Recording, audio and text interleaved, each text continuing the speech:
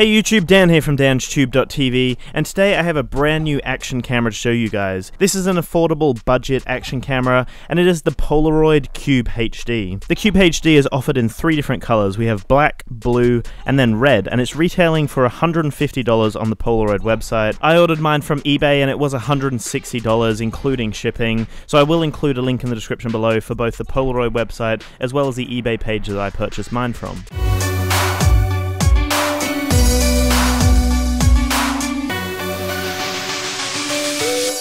Aesthetically speaking, the Cube HD is a beautiful little action camera. This is an extremely small camera, and that was the first thing that I noticed when I took it out and took some shots out and about on my day-to-day kind of run around.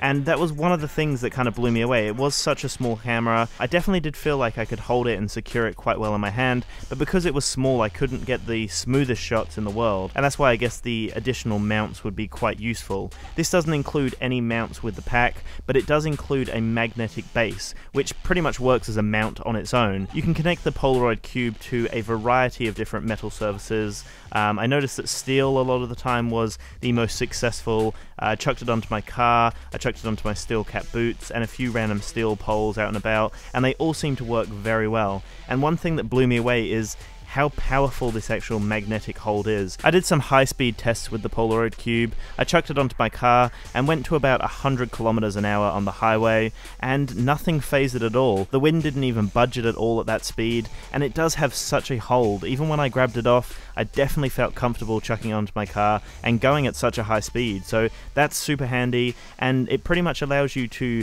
have this camera and set it up straight away for four-wheel driving, to go out on your bike, and a few other random sports that the GoPro, for example, its biggest competitor, has no chance of competing with, because you have to buy a mount to even, attach it to anything. The adhesive strips do work, but they're not 100%, but having a magnetic mount does seem to work amazingly well. Now when you take the back cover off, you have a little switch to switch it from 1080p to 720p, which is extremely simplistic. You also have the charging port. It supports a micro SD of up to 32 gigabytes, and it stands at just 35 millimeters, so it is tiny, this little camera. I would wish that you guys could actually check it out in person. It is amazing. The amount of technology they've crammed into the smallest little camera just blows me away, and it's such a fantastic little camera. The quality comes out amazingly well, as you can see here. One of the largest selling points of the Cube HD would have to be the low light settings. It just seems to pick up light in the darkest of areas. All of these sections were filmed at night. It was pitch black. It was about 10 o'clock at night, and it still somehow seemed to draw a lot of the brightness out of the random things that we would come across, like the street poles and lights inside of phone booths and random things out and about, which just blew me away. This thing is fantastic, and no other competitors, no other action camera out there can really boast that they have great low light settings, so that's something that is fantastic and a really big selling point of the Cube HD. Like I mentioned, the magnet on the bottom is extremely handy. It just allows you to use this little camera straight away when you get it out of the box, which was very exciting for me personally when I did receive this in the post.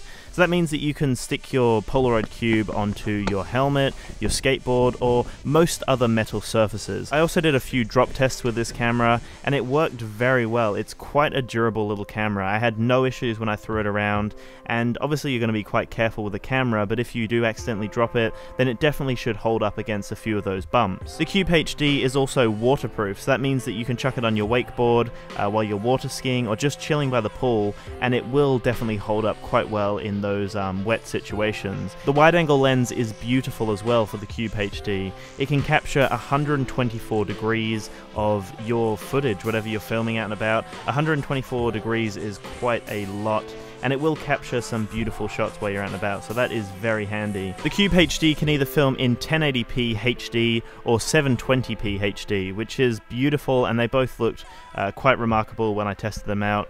All the footage in this video is filmed in 1080p. You can take 6 megapixel still photos, which came out quite nice, but I wasn't overly blown away by them, and the built-in battery will record for up to 90 minutes, which is nice as well. It's a nice length, and something that I will be testing testing out thoroughly in the future. Overall, for the Polaroid Cube HD, I was blown away with the quality, the design, the functionality, and the responsiveness of this little piece of technology. It is beautiful to see where this world is going.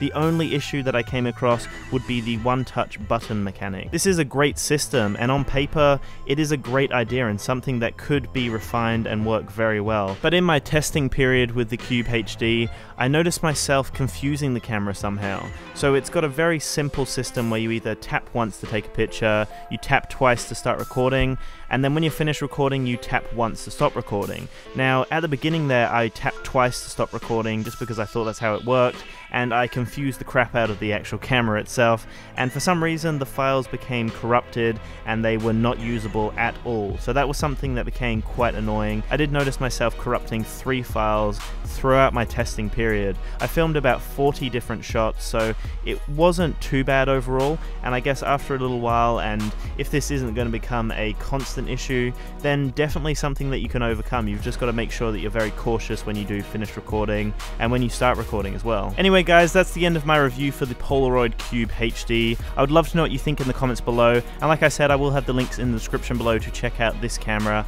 I was blown away with the quality, and for your first action camera, definitely something that I would recommend you checking out and picking up for such a cheap price. Anyway guys, thank you so much for watching. Thank you for all of the support and just everything that you've done for me. You guys are brilliant. I love all of you. Peace. Have a fantastic day. Love, peace, respect, prosper.